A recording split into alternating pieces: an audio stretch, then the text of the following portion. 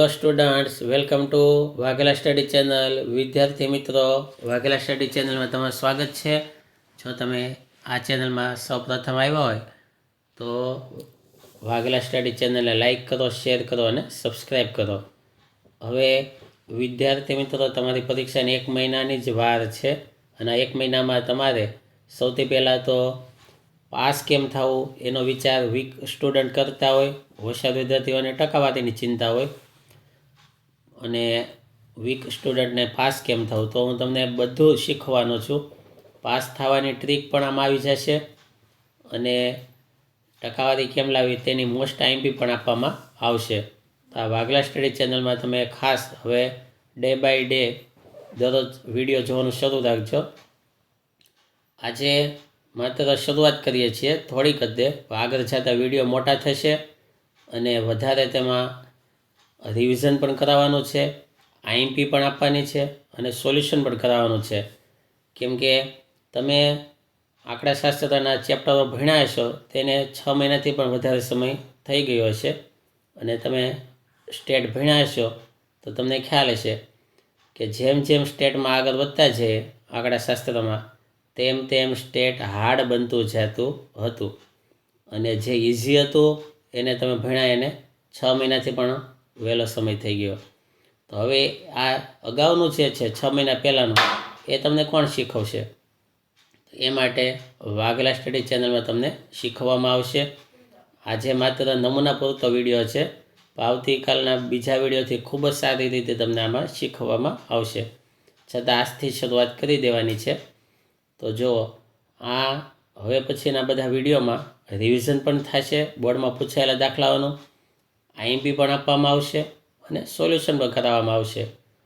તો ખાસ અને એમાં પણ આંકડાશાસ્ત્રમાં પાસ થવું હોય તો સૌથી પહેલાં વિદ્યાર્થીઓ તમે સેક્શન એફની તૈયારી કરજો.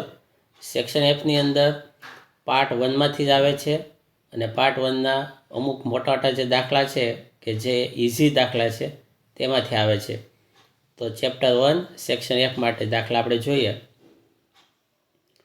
તો ચેપ્ટર પહેલાંમાં સૂચકાંક છે, ઘણા સૂત્રો છે, પણ એમાં સેક્શન એફમાં આવતા હોય ને એવા ખાસ આપણે સૂત્રોની વાત કરીએ તો લાસ્પેયર, પાશે અને ફિશરના સૂચકાંક ખાસ આવતા હોય છે. તો હવે સંકેતો અહીંયા આપેલા છે, તમે આ રીતે બુકમાં લખીને તૈયારી કરજો. જો આધાર વર્ષનો ભાવ, ભાવને પ્રાઇસ કહેવાય એટલે કે પી. પછી આધાર વર્ષનો જથ્થો, જથ્થાને ક્વોન્ટિટી કહેવાય એટલે કે ક્યુ. આધાર વર્ષ છે એટલે ત્યાં 0 લગાડવાનો, P0 Q0. ચાલુ વર્ષનો ભાવ એટલે કે P1 અને ચાલુ વર્ષનો જથ્થો એટલે કે Q1. લાસ્પેયરનો સૂત્ર, લાસ્પેયર માટે 1000 એમ યાદ રાખવાનું. લાસ્પેયરનું સૂત્ર IL બરાબર સિગ્મા, પછી ઉપર PQ લખવાના, નીચે સિગ્મા PQ લખવાના, પછી 1000 આંકડા લખી નાખવાના એટલે લાસ્પેયરનું સૂત્ર બની જશે P1 Q0 છેદમાં સિગ્મા P0 Q0 ગુણ્યા 100. પાસેનું સૂત્ર તેમાં 1101 યાદ રાખવાનું, 1101 IP એટલે કે પાસેનું સૂત્ર સૂચકાંકનું. તો સિગ્મા PQ લખી અને 1101 લખી નાખો એટલે સૂત્ર બની જશે. ફિશરનું સૂત્ર IF બરાબર વર્ગમૂળમાં IL ગુણ્યા IP. ત્યારબાદ ક્યારેક આ દાખલા પણ આવે છે તો કુલ ખર્ચની રીતે સૂચકાંક શોધવાનો આવે. તો કુલ ખર્ચની રીતમાં બીજું કંઈ નહીં કરવાનું, તેમાં લાસ્પેયરનું સૂત્ર લઈ અને સૂચકાંક શોધી લેવાનો. એક બીજી રીત આવે છે કૌટુંબિક બજેટની રીતે સૂચકાંક. તો તેમાં સૂચકાંકનું સૂત્ર આ રીતે થશે સિગ્મા IW છેદમાં સિગ્મા W, જ્યાં I એટલે કે સૂચકાંક, P1 છેદમાં P0 ગુણ્યા 100 અને ભાર W બરાબર P0 Q0. જો ભાર W આપેલો હોય તો તે લેવાનો, ન આપ્યો હોય તો P0 Q0 લેવાનો. હવે એક દાખલો સમજાવું છું તમને. પછી તમને ગણીને પણ બતાવીશ અને પછી આગળ જતા લાઈવ વિડીયો પણ આપણે આવશે. જો આ દાખલો બોર્ડમાં 3 વખત પૂછાયેલો છે, માર્ચ 22, 23, જૂન 25માં. તો તેનું રિવિઝન કરીએ છીએ, તેનું સોલ્યુશન કરીએ છીએ અને અહીં બી દાખલો ગણી શકાય. જો વસ્તુઓ ABCD આપેલી છે, જથ્થો આપેલો છે, વર્ષ 2015નો અને 16નો ભાવ આપેલો છે બંને વર્ષનો. તો એમાં જે અગાઉનું વર્ષ હોય એ 2015 છે, એમાં 0 લાગે. જો જથ્થો હોય તો Q0, ભાવ હોય તો P0 અને ચાલુ વર્ષ હોય તો તેમાં 1 લાગે, ભાવ માટે P1 અને જથ્થા માટે Q1. તો એ રીતે આ રકમ છે. હવે એ રકમને આપણે કોષ્ટકમાં લઈએ તો કોષ્ટક દોરી નાખવાનું. જો આવી રીતે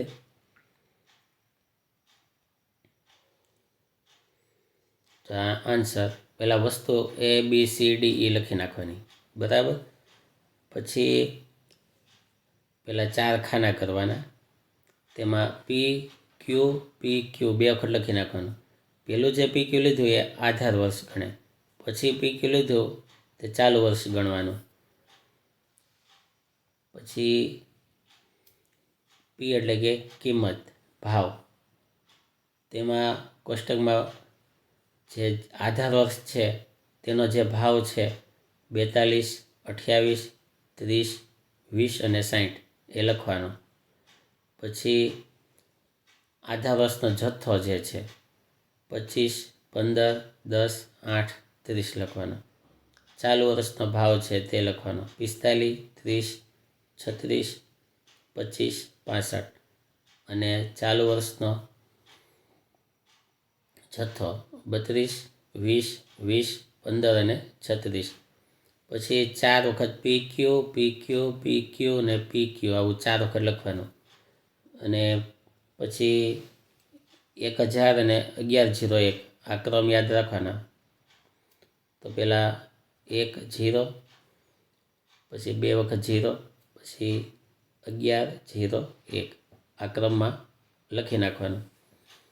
પછી ગુણાકાર કરવાનો. જો સૌથી પહેલું ખાનું હતું એમાં P1 Q0 હતું, તો એમાં P1 અને Q0નો ગુણાકાર કરવાનો. હવે P1 Q0 વચ્ચે છે શરૂઆતમાં, એટલે કે 25 × 45. એવી રીતે બધા ગુણાકાર કરી અને ખાનું કોષ્ટક પૂરું કરવાનું. એવી રીતે બધા કોષ્ટક ગુણાકાર કરીને પૂરા કરવાના. પછી તેનો નીચે સરવાળો કરવાનો. Sigma P1 Q0 4085, sigma P0 Q0 3730 અને sigma P1 Q1 5475, sigma P0 Q1 4964.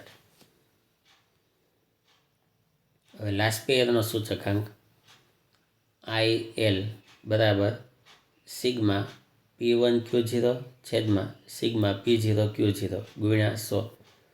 હવે કિંમત લઈએ તો P1 Q0 લાઇનમાં જ કિંમત હોય, પહેલાંમાંથી 4085, તો 4085 છેદમાં 3730 ગુણ્યા 100.